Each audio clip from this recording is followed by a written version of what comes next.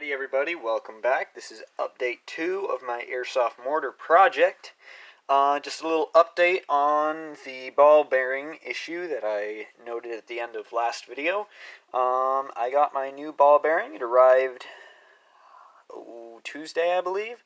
And just for reference, the edges all around are around 1/16 of an inch smaller than the original ball bearing that I had, which gave it just enough room to be able to fit in there without bumping up against the edge of the fuel filter.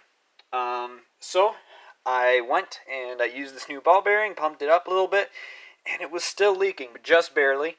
So I figured, oh well, it's probably just some leak in the silicone here. So I took a big old tub, filled it with water, submerged this bit in the tub of water, and then plugged the hole here, and lo and behold, there was a leak somewhere right around the edge of this little rubber bit there. So I just smeared a bunch of silicone on there, and now it holds pressure.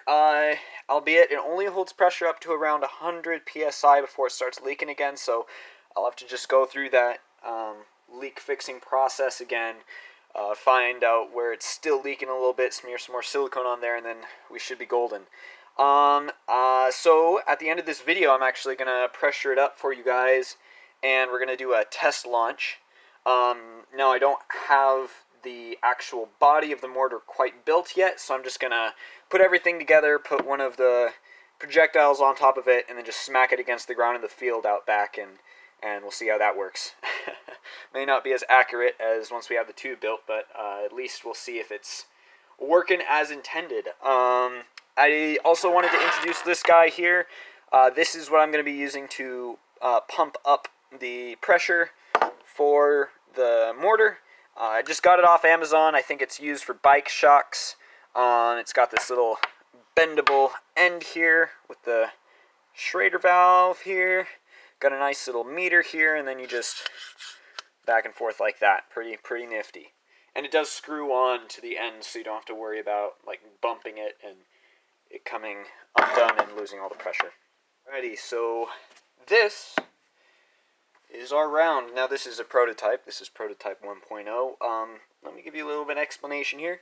This top bit is a Cronade that's made by Chrono Arms. You can look them up on Google, or I'll just leave their link to their website down in the description. They make some really good 3D printed chalk rounds. A little bit of backstory about how we got here with these rounds specifically. This event that we're going to be doing is pretty strict on the terms of safety, and so everything has to get run past the kind of event coordinator. And we tested a few rounds, and these ones are ones that seem to work the best. They've got some super thin 3D printed material up here on the top, and the rest is filled with chalk. So the chalk rounds, area of effect. So when they hit the ground, you get a little chalk splatter on the ground, and then if you're within a certain radius, we've yet to determine that, but if you're within a certain radius of the blast, then you are automatically dead. The rest of this is just some plastic from a silicone bottle that I got. Pretty simple, just cut it down the middle and then taped it on here to fit, and it fits quite well right here like that. And looks like you guys can't quite see it. It actually looks very cool when it's all put together, almost like a real mortar shell. Pretty neat. Now what I do want to look into, what's great about Chrono Arms is they do custom 3D printed projects. So what I'm thinking is I'll probably get a hold of them, show them my design here, and then see if they could rapid prototype 3D print a shell similar to this, where this is just kind of attached to here. It'll be nice and solid, and we'll probably get around to 30 of those rounds for this upcoming game.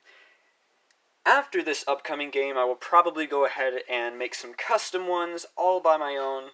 And you know, Mr. Steve Lewis, if you've looked at his videos, he's got some pretty good custom rounds. They're really diverse. You can use them as dummy rounds with nothing in them. You can use them as chalk rounds like this one here.